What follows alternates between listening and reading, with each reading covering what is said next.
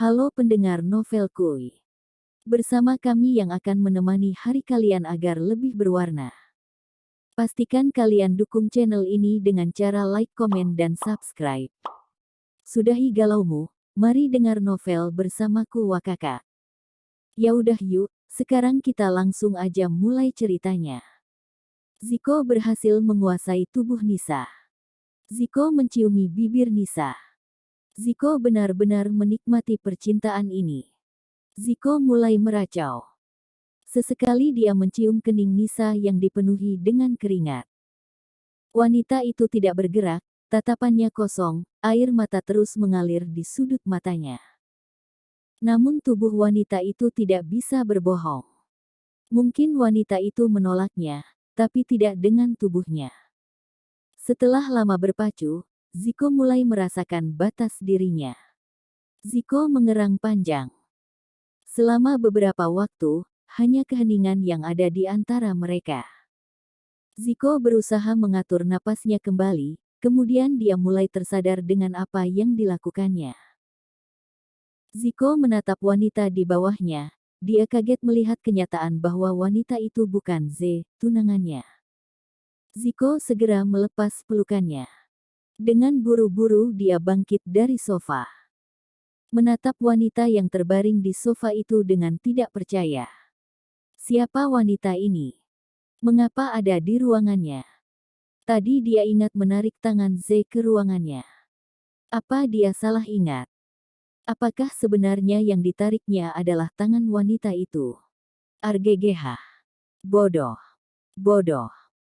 Mabuk ini sungguh membuatnya menjadi orang bodoh.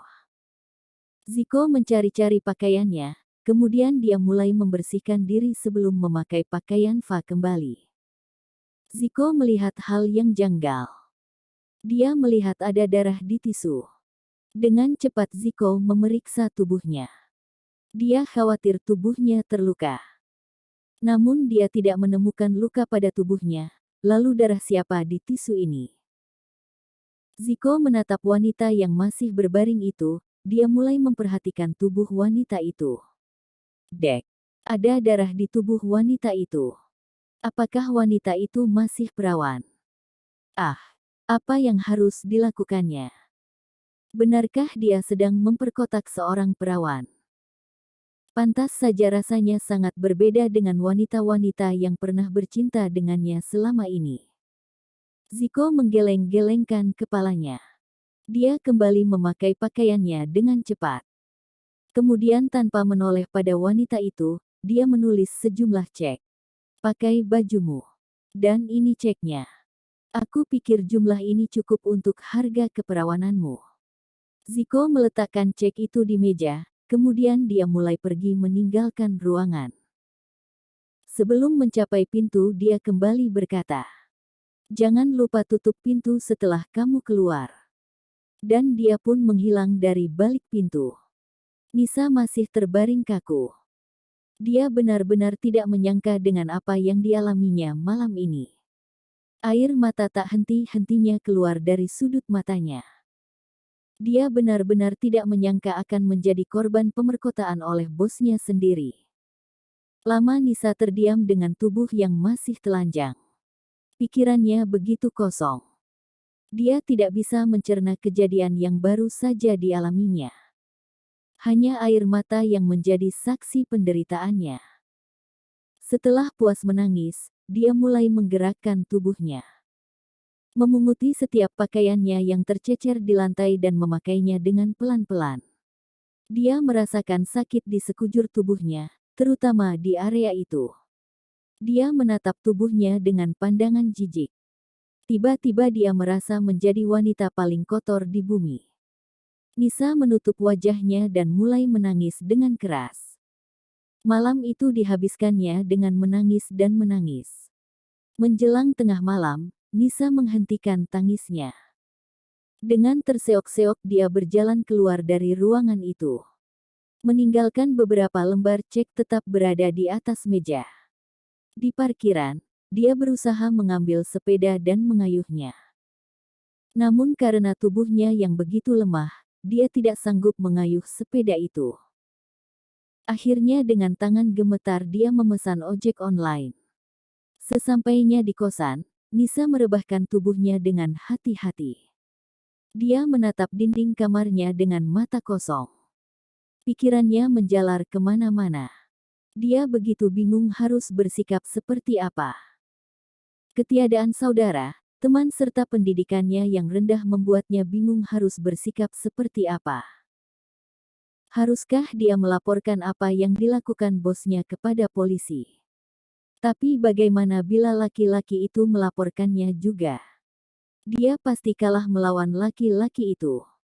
Di Jakarta dia tidak memiliki seseorang yang bisa membantunya. Di kampung halamannya pun keluarganya tidak akan bisa berbuat banyak, karena dia hanya berasal dari kalangan bawah. Selain itu, bila dia melaporkan laki-laki itu dia pasti akan kehilangan pekerjaannya. Sangat susah mencari pekerjaan di Jakarta dengan ijazah yang dimilikinya. Dia tidak ingin mengecewakan keluarganya yang telah menaruh harapan besar padanya. Haruskah dia mendiamkan saja dan membiarkan kasus ini? Menganggap seolah-olah tidak pernah terjadi apa-apa. Nisa kembali menangis. Kenapa nasibnya menjadi seperti ini? Dia sudah bersusah payah untuk tiba di Jakarta. Dengan bermodal sedikit uang, dia mencoba peruntungannya di kota metropolitan itu. Berharap dengan bekerja di Jakarta bisa mengubah perekonomian keluarganya. Bisa mengobati ibunya yang sakit-sakitan. Tapi kenapa menjadi seperti ini? Nisa menelungkupkan wajahnya di bantal, menangis sepuas-puasnya. Menangisi nasibnya yang malang. Menangisi ketidakmampuannya, menangisi kelemahannya. Mungkin ini adalah nasib seorang kalangan bawah yang harus diterimanya. Menangis sepanjang malam membuatnya kelelahan. Pada akhirnya menjelang subuh, dia pun ketiduran.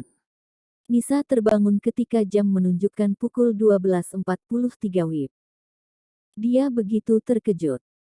Seharusnya pagi ini dia masuk kerja jam 7 WIB, lebih awal dari karyawan yang lain. Nisa segera melihat ponselnya. Pantas saja dia tidak mendengar suara alarm, ternyata ponselnya dalam kondisi off. Nisa segera mencas ponselnya, menunggu beberapa saat sebelum menghidupkannya. Ada begitu banyak panggilan telepon dari seniornya.